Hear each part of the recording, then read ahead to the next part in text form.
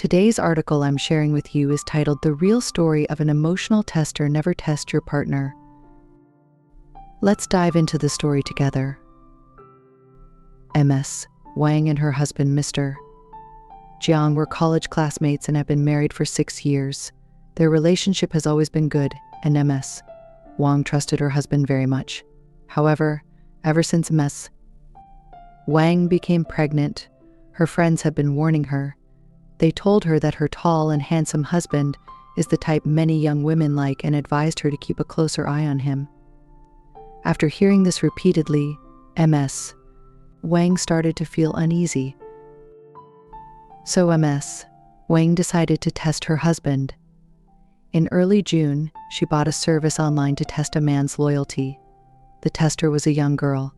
At first, her husband ignored the girl, and Ms. Wang felt relieved. However, not long after, her husband initiated a conversation with the girl. He claimed he was unmarried and a university professor.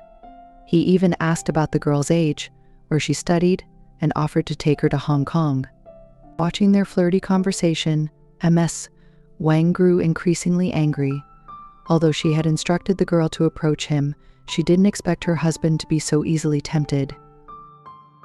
After the test, Ms. Wang told the tester not to contact her husband again. The girl assured Ms. Wang that she had deleted Mr. Jiang's contact as promised. Since discovering her husband's infidelity, Ms. Wang has been suppressing her anger and hasn't confronted him directly, but her mental state has deteriorated and she often speaks coldly to her husband. Their arguments have become more frequent. 2 weeks ago, Ms. Wang had another argument with her husband over a small matter. Her husband advised her not to get too emotional due to her pregnancy, but she wouldn't listen. He didn't continue the argument, and instead said he had to go on a business trip to Guangzhou. After packing a few things, he left the next day. After her husband left, Ms. Wang calmed down and expected him to contact her, but Mr. Jiang didn't call her for 3 days. Suspicious, Ms. Wang checked her husband's online storage to see his recent activities. She had secretly set up his phone to automatically upload photos when connected to Wi-Fi. To her shock, she found photos of her husband at Disneyland with the tester, looking very intimate. Ms. Wang saw her story in a friend's chat group, and the men's reaction was unanimous. It was the wife's fault for testing. If she hadn't tested, nothing would have happened. The women, on the other hand, believed that since he failed the test, he would have cheated eventually.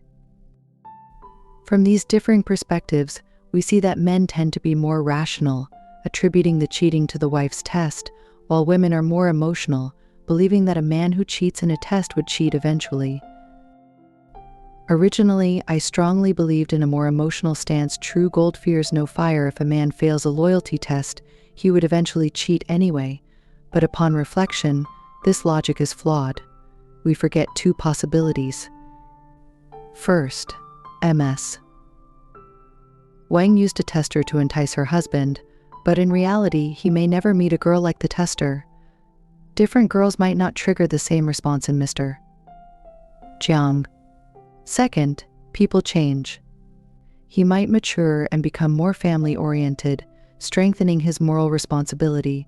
Thus, even if tempted, he might resist. In Mr. Jiang's case, his weak stance on fidelity is undeniable, but Ms. Wang's actions triggered a series of negative reactions in their marriage. So, should women test their men? I suggest not. Don't test human nature. I once watched a movie, Perfect Strangers, where 3 couples and a single friend gather for dinner. The hostess Eva suggests a game where everyone places their phones on the table, and all messages and calls are shared openly. Secrets gradually emerge, revealing infidelity and hidden desires. By the end, relationships are strained, but the film concludes with the group leaving amicably, as if nothing happened. The earlier events were hypothetical, suggesting that secrets might remain hidden if not provoked. Human nature is fragile, and boundaries are crucial in relationships. Even close ones shouldn't be tested lightly. Trust is the foundation of a lasting marriage. You can have reasonable doubts, but shouldn't blindly follow others. Trust might not guarantee loyalty, but suspicion often leads to a broken marriage.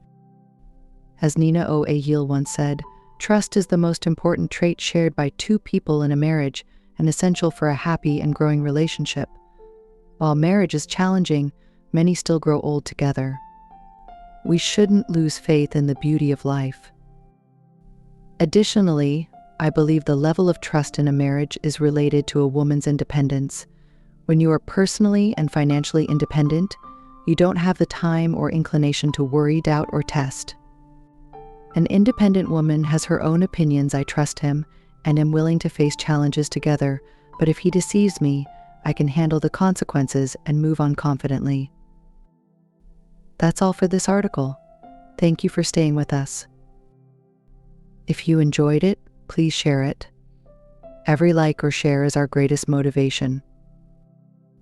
I hope you have new insights every day, and remember, you are never alone here.